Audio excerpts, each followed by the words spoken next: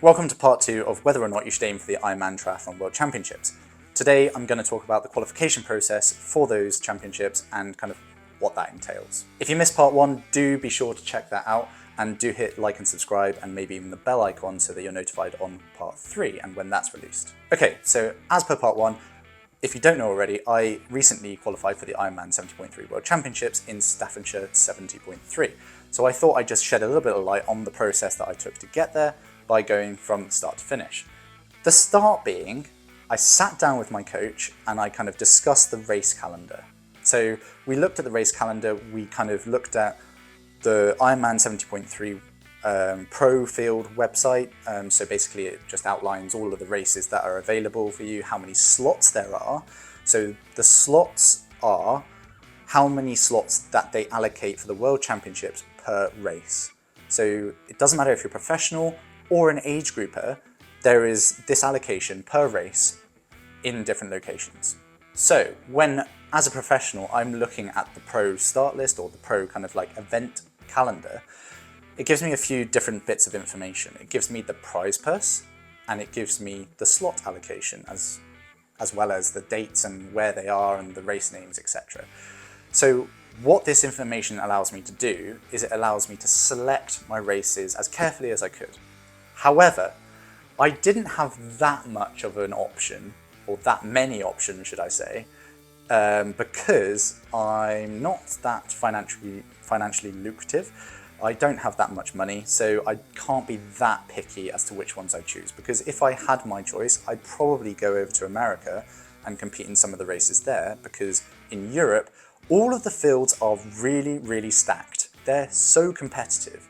So I mean, I knew that I was going to have a tough job to try and qualify for these World Championships. So, sitting down with my coach, I then looked at the European calendar because that's pretty much all I could afford to go to, just the European races. They weren't that far away and they were the most cost-efficient way of doing things. And there weren't that many that I could actually enter, like especially in the short term.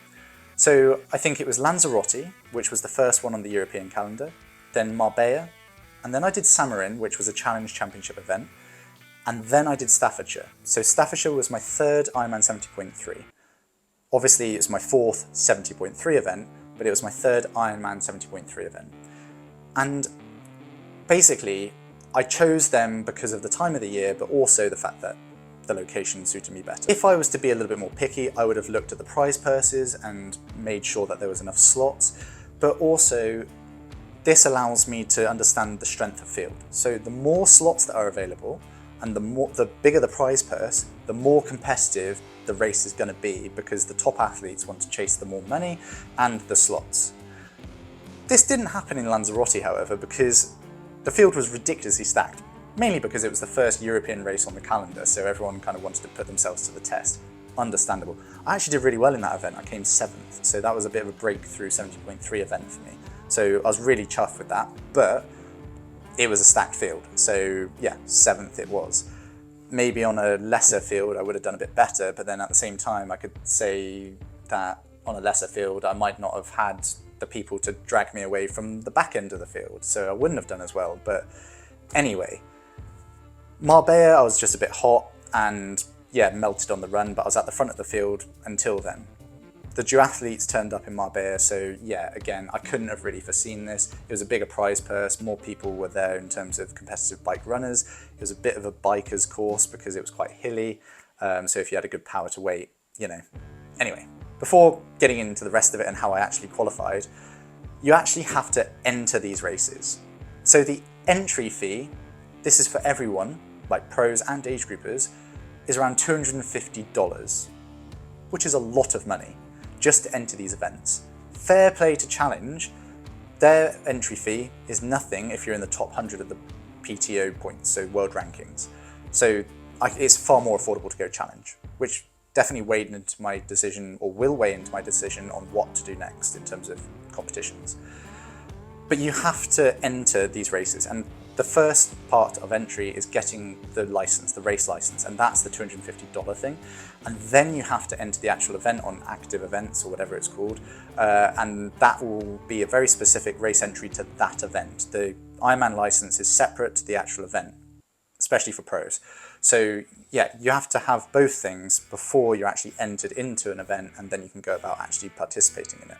So obviously when you're participating, you want to put your best effort forward. And this, it kind of did happen in Lanzarote for me, my first one, but it doesn't always happen in your first race of the season because you're still learning, you're getting your feet, you're probably still gaining a little bit of fitness and race fitness specifically.